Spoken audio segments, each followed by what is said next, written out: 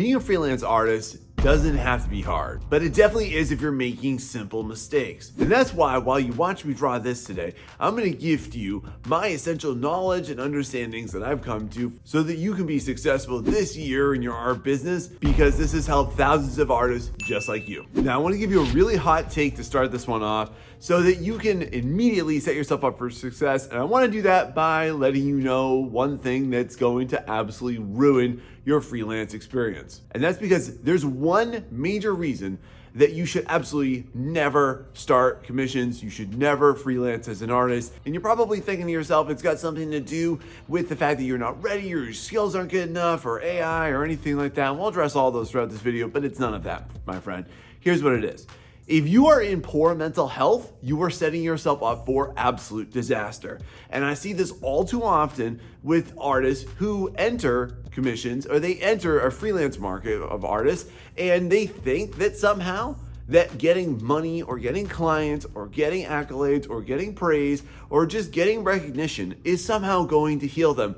But it won't, my friend. In fact, worse than that, it will actually exacerbate your current mental health crisis. See, when you have that hole, you want to fill it, and I get that, all right? It's a very human thing to want that. But however, though, you cannot expect that your client and your work is going to fill that hole in you. You need to, first off, before you go ahead and you enter into any type of business relationship with anybody or any entity out there, you need to address the human root cause of that first. It has nothing to do with your art. It has nothing to do with your business. But I'm gonna guarantee you this, if you don't address it, you're going to launch into that, you're gonna have those issues, and then you're gonna blame those issues on those things. So if you are in poor mental health, my friend, you should not start freelancing. You should first take care of yourself, all right? Now, however, though, if you are ready for this to be something that will definitely improve your mental health when you are in a better, less fragile state for it, then just let me tell you this, it can absolutely do a lot for you. It can do so much for your personal and your financial state. Like me, for example, it's definitely been extremely gratifying for me to watch my business grow, to watch my client pool grow, and yeah, even watch my wallet grow from time to time. Like, it's really nice. It's extremely freeing. And that is the type of mindset that you want to enter your freelance experience with, is that it's going to improve your life. But I just gotta let you know this, friend. Don't expect your clients to be your therapists, okay? They're not there for that. And you owe it to yourself to bring your best version of yourself into every professional endeavor. How's that sound? Next, if you want to succeed, you're inevitably going to have to hop over this hurdle. Now, you're probably thinking to yourself, if you are either experienced or you're just looking to crack into this egg, okay? You're thinking to yourself, of course, that you're concerned that you won't have any creative freedom over because you're being told what to do, you're being given a task, you're being given a challenge, you're being given a scope, okay? That is a very real concern, because like, you as a creative, man, you love to do what you love to do, and you're thinking that you can get into a freelance market and you can do that and monetize that. And that sounds like the beautiful marriage of two different things that are really important in your life, right? And along with that, it is very important for you to realize you are gonna have to follow some type of spec. And this is done just with the basic idea that you need to respect their investment. They've paid you, they respect you X amount of dollars worth, and therefore you should definitely reciprocate that respect to them. Now, however, though, let me just flip this on its head. So reversing my earlier statement, yes, you do need to definitely follow directions, but you should actually seek to impress yourself first. You should seek to make sure that you're satisfied with it first. You should seek to make sure that it is enjoyable for you as the artist. Crazy thing, right? First. Because if you do that, then the client is gonna pick up on that, okay? Just think about this, right? What's it like for you to be around somebody that you absolutely can't stand? What does that do for you? What does that do for your energy? What does that do for your attitude around them? Or likewise, do you have somebody in your life that does the same thing to you that you know full well that they just don't enjoy you, and you feel that, don't you? That's gonna come through in your artwork. That's the energy you're gonna give. Now look, I'm gonna give you some hard insights throughout this video today so that you can enjoy this, and this can be a creative process, and this can be something that is uniquely interesting to you every single time, because I've developed these strategies and I look forward to sharing it with you. But the big thing I wanna let you know is that if you direct your enthusiasm into that project and you're satisfied with it, then your client's enthusiasm is definitely gonna follow, my friend. But let's also say on the flip side here that you're like, I'm not really sure if I even wanna do this. Okay, well, I just wanna let you know this too, friend. It's perfectly fine if you don't wanna monetize your art. You can just keep it to yourself. That can be your beautiful little love child that you just keep secret. Like, that's okay. Like, listen, you don't have to do this. But if you are gonna do it, this is one of the key secret ingredients to a delicious recipe where you are going to enjoy everything that you do. How's that sound? Is that what you want? Now, once you've been getting clients for a while and you've been working on projects, or maybe sometimes you're gonna get that project that you don't quite love, have you ever been there? Or are you worried about getting there? And then now you need to worry about, well, how do I perform at a high level? And how do I keep myself growing? And this is one major thing that has definitely helped me that I wanna help you do too, okay? Because just to be honest with you, you're gonna get a lot of specs and some of them are gonna be way more detailed than others and you're gonna have to follow them. But hear me out. If you're just following your spec, it is stiff, it is dull, it is boring, it doesn't feel as creative, okay? This is where a lot of freelancers are gonna get stuck and they're gonna get dejected and they're going to give up because they're gonna feel like their autonomy is robbed.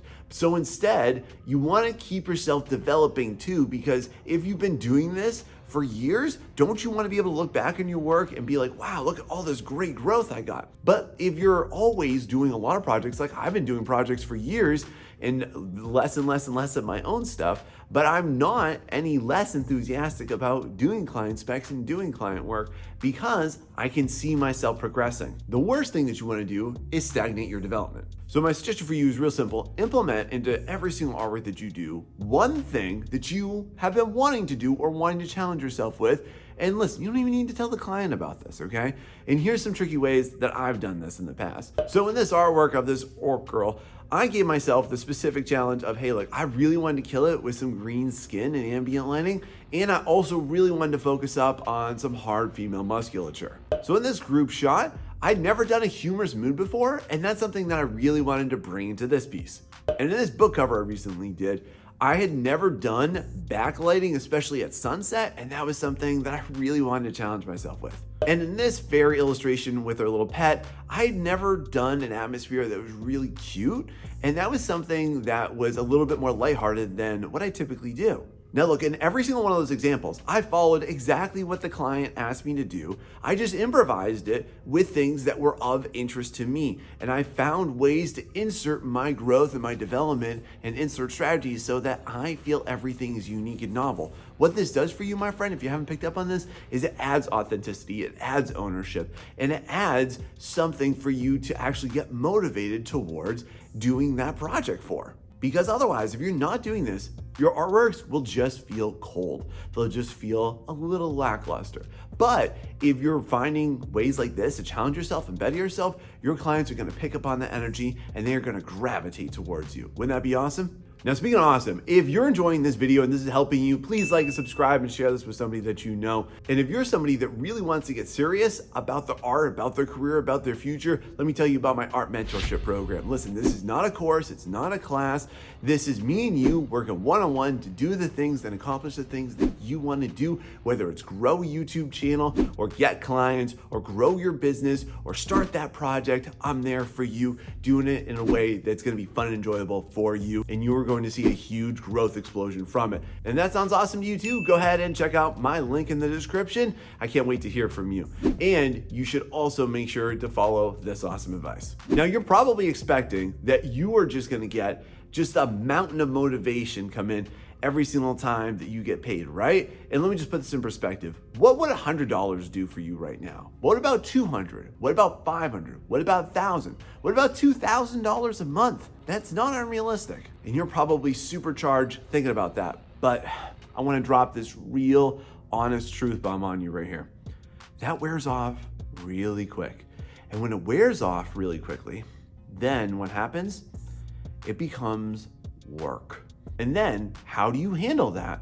How do you continue to go forward even though you just got a big paycheck or you just had your best month yet or you just got your first client? What do? Now you're questing for motivation, but you can't find it. and you're struggling to find energy to complete the task. Maybe you love the artwork in the beginning and now you're super iffy on it. Is that you? Well, my friend, I just want to let you know that if you're going to enter into any type of business relationship with somebody, especially as a freelance artist, you need to make sure that you understand what is necessary to work through the suck. Because once the luster wears off, it's just you and that artwork. As soon as you enter into that business agreement, my friend, you need to make sure that you respect that commitment. And most importantly, here's a good way to think about this, is that as soon as they paid you, man, that is literally a form of their energy being transferred into you, okay? And you can kind of think about this as a great way to battle imposter syndrome. So do you not believe in yourself? Let me put it to you like this. That client believes in you X amount of dollars worth. That client believes in you $50 worth. That client believes in you $500 worth, whatever amount of dollars worth. You have that many reasons to go ahead and believe in yourself. You have 500 reasons to sit down and say, yes, I don't know, but I will figure it out and I will try to do it. And even if it isn't my absolute best, it's gonna be the best that I can do right now because I have X amount of dollars worth of belief in me, even if I don't have that belief in me. So let me drive this home for you. You're gonna have to work whether you like it or you dislike it, whether you are in optimal circumstances or suboptimal circumstances, whether the project is easy or it's hard, and most importantly, whether you feel like it or you don't. Because otherwise, I just want to let you in on the secret here, y'all, and come in for this one. You're giving credence to this philosophy that artists are entitled, overdramatic little crybabies. And this is what the AI community has the opinions of. And it's this type of attitude when we encounter this type of resistance that we feel in ourselves that's not real, but you really generate it, then you are allowing that to perpetuate. And I really don't want that for you, and I don't want you to feel that way. I don't want you to feel let down by yourself way before your client feels let down by you. And look, let's say that you're stuck. Just communicate that with your client, or if it takes you longer, just talk to them about it. So how does that reshape your opinion of how you're gonna need to work through this? Now, I'd be remiss if I didn't go through this whole video and I didn't address this popular concern that you probably have right now. So let me just ask you this. How would you like an honest take on what the real impact of AI has been on art, on the art market, and on freelance artists? Because I'm gonna go on a limb here and say you probably feel like you're in danger, like you're threatened. And most importantly, like maybe even your potential has been stolen by AI. Is this you? Well, listen up, because I've got loads of essential stuff for you to know about this one. First off is that you're partially correct. Did it steal clients? Yes. But which clients did it steal, and should you be worried? First and foremost is that you need to know this. AI didn't steal the clients that you actually want to work with. All AI stole were cheap clients that don't respect you, that don't like you, that don't want to pay, and that aren't going to be somebody that you're going to enjoy working with. And generally too, they're the ones that aren't going to buy anything substantial from you, or they're going to expect something way too substantial for what they're actually willing to shell out money for. And now you're probably also thinking about this. Well, Sean, but how can I possibly proceed here when AI can do so much better than me? But it can't, and here's why. Now, from one aspect of this, you probably are thinking too much like a technician. So hear me out. If you're only focused on your technical skills, your ability to just render or just flatly color, then yeah, AI can do that. AI might even be able to do it better than you. So my friend, I want to give you this knowledge. You need to dump the perspective of being just an artistic technician. Instead, focus on human things. Focus on mood, focus on dynamics, focus on creating atmosphere, focus on group scenes, focus on illustrations, focus on storytelling. You need to focus on these things in your artworks. And let me just tell you this, people will buy that for a much larger price point for much more often too, because of the fact that it's simple. Machines don't get this. They will never get this. They will never understand this. So don't fall into that doom, gloom, and despair like it's just all of a sudden going to understand everything about being human, because it's not one. And if you focus one of those things that I just said into your artworks every single time, then you are guaranteed going to do better than the people that are just doing flat characters and flat colors and flat basic illustrations that are technically well, But again, it doesn't contain anything very expressive. Your success in freelancing boils down to one essential thing. You need to cut out the generic and instead follow what people actually react to. How's that sound? Now, let me talk to you about one thing that's gonna make or break your client experience, and especially your experience with them, and reciprocally, their ability to want to work with you ever again. And let me put to you in this context. Do you ever feel like at your current work that you are just always in the dark about the inner workings and what's happening and why these things are taking place that you don't understand?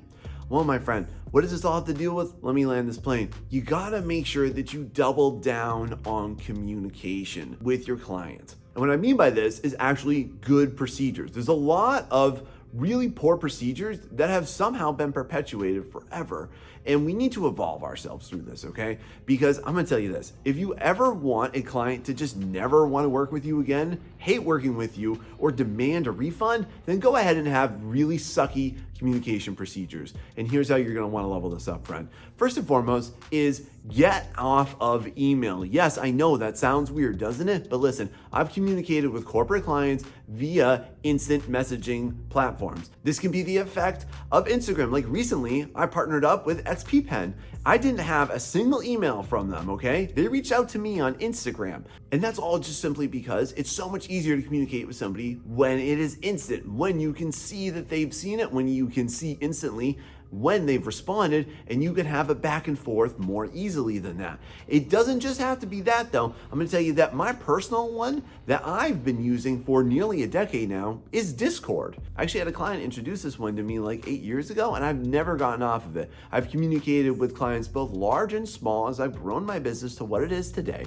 And it is just the best platform that I have come to. I'm not sponsored by them, by the way, or anything. As long as any platform that you are seeing clients on has an instant messaging communication feature built into it, then go for it. But however though, I would definitely stay away from any in-app messaging features. I would definitely make sure that you don't just stick to, like, for example, if you're on artisan clients, how they have their little back and forth thing. That's stupid. You don't need Big Brother looking over your shoulder telling you how to communicate or not communicate or where you can or can't talk to them because it invalidates them. That's stupid. Same thing with artistry. It's a lousy website. Get off of it. Get off of those. Get off of email. Get off of these antiquated dinosaur versions of how you are speaking to clients, and just get on instant messaging. You can ask them a question, you can tell when they see it, you can tell when they've responded to it, you can edit your responses. There's so much that's gonna go into this. Now, here's another big thing that you need to do is you need to make sure that you are doing a better job communicating what the heck is going on with you, okay? Now, from the perspective of an art buyer as an art client, they will always tell you that great communication is definitely something that makes an artist 10 times more attractive. And wouldn't you like to have 10 times more business right now? Now, to illustrate my next point, let me ask you to imagine that you're building a house, okay? And let's say that you drive out and you see that house once a week. And let's say that every single time that you see that house, every single time you drive out, there's just no progress. Let's say that you just see some material scattered around. It doesn't look any different, okay?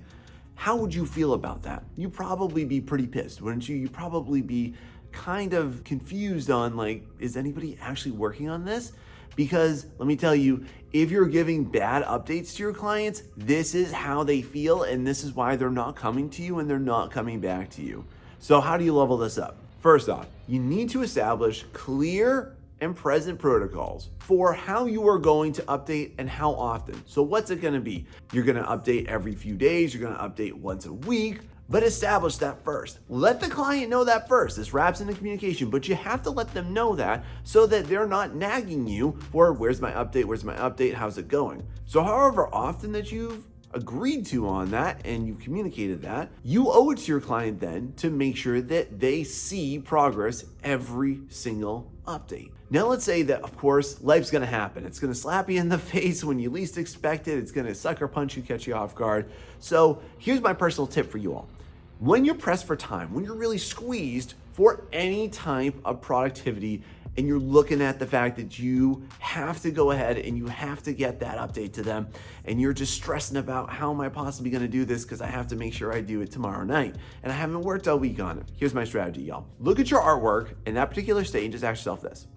Where can I make the maximum amount of impact with the minimal amount of effort? So my friend, here's the main thing just to think about. How can you put in a little bit of time and get a lot of better results? You're covering a lot of ground. So if you're squeezed for time, don't look for where you can focus in on like perfecting out that face or that eye or that little fingernail that no one's gonna notice. Instead, look at, okay, how can I cover the most amount of ground? How can I just go ahead and do the most acreage that I possibly can in this artwork? How's that sound? Now, I'd like you to hear me out on this one. And this is a very hot take on why I think that you might be chasing off all of your current and future clients with a stick. So while you're building your art business and while you're building your client base, are you going to go through challenging times in your life? Yes, you will. Are you going to go through seasons that are disfavorable? Yes, you will. Are you going to encounter difficulties and life circumstances?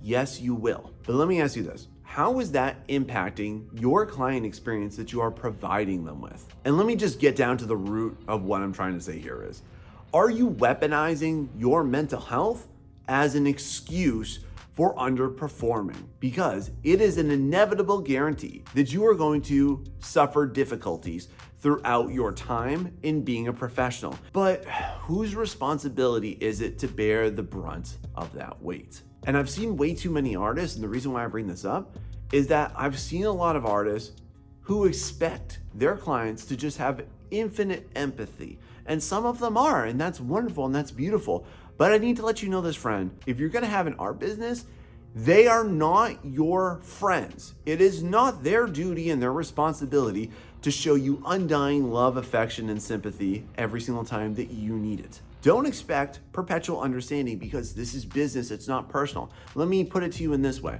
Let's say that you hired a contractor to demo your bathroom. And let's say that they demoed it, they started to put in a sink, and then you just didn't hear from them for a couple days, for a week, for 2 months. And then they came back to you and they told you that they went through this life circumstance. You wouldn't really care because they screwed you over. And that's exactly what you're doing. Plus you're also screwing yourself over. Now, please hear me out here though. I'm not saying that you need to ignore what you're going through. I'm not saying that you need to just suffer your way through it. What I'm saying here is very simple, and I just want to make sure that you're hearing me correctly. You should definitely observe this, but you need to be a professional about this too, so that you can succeed and you can be a mentally strong human being and a business strong artist. Now, let's say that you do get into extenuating circumstances. Let's say that there's a death. Let's say that there is just something horrific or horrendous that happens to you or somebody near to you. Let's say that you need some time, you need a week, you need a day. Communicate that with your client. I want you to remember that you got into this business venture with a human being. So you should therefore go ahead and tell them.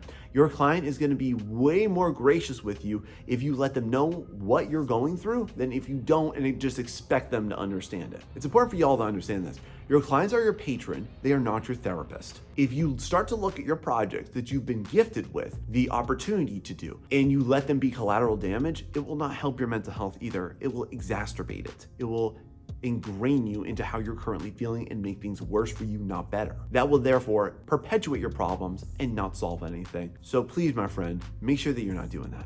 Now, do you ever work on a project and it's initially so exciting and you just can't wait to get into it? It's especially at the start, you're like, yeah, I can't wait to kill it at this. But then maybe you get into it and you find that the directives are really strict too. You ever work with somebody who's just hyper vigilant on everything that you're doing all the time?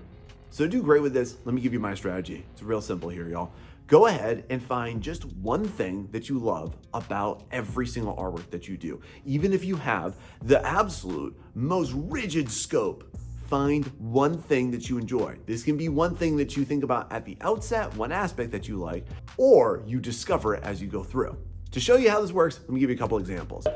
See this character over here on the right? See that undead character that looks like a plague doctor, okay? That character was redrawn 3 times. And honestly, like just show you the sketch right here, I like my version of it better, but my client wanted it like this. And I went through a little bit of back and forth with them to get them happy and satisfied with it. And I kind of like lost my love for him. But The way that I continued through this was by two parts that I loved. Number one, in this, I wanted to create a really humorous mood. There's all of these reactions taking place. There's this dichotomy of stuff taking place, and I really enjoyed that. And I also really enjoyed drawing this elf girl up over here. I never get to draw elf girls, so it was just fun to do. And then on this illustration of this character mounted on top of that dragon, let me just tell you, that sword, I was not loving, okay? And I knew from the outset, like, woof, that is gonna be such a pain. I'm gonna hate every second of that. So how did I cure that? Is I went ahead and I discovered the fact that I really love that dragon. I've never drawn like such a big, huge, awesome dragon for a client. It was so fun to do. So I latched onto that. And here's what this philosophy does for you, is because you love one thing, you then therefore want to spread that love around the rest of the piece, because you don't want to just be like, yay, that's awesome, and then the rest of it is just like kind of blah and lackluster. I find that just directing your energy towards at least one singular element or group of elements in any artwork allows you therefore to spread it across the entire piece. This will help bring you energy and motivation to complete the artwork to the highest level. Now, have you been doing this for a while, or are you worried that when you do, it's inevitably gonna stop? Are you currently maybe experiencing a drought in your freelance work, not getting any clients? Well, obviously, you shouldn't give up. And obviously, you should just keep at it, right? Just keep doing what you're doing, right? Well, y'all, I hate to tell you, but that's actually the worst trash advice for you, okay? If you're only doing what you're doing, then it's logical, then therefore you can only get exactly what you're getting. If you want to do better, then you have to do different. And there's way too many people that feel that they are just ingrained in what they deem to be the best possible practices and the best possible procedures. But if that's the case, then why aren't you doing better? So, my friend, what I want to urge you to understand is that you will only do as well as you do. And then therefore, you have to override your current unsuccessful efforts with successful actions. If you want to know how to do that, I made an entire guide for you to start this out right here.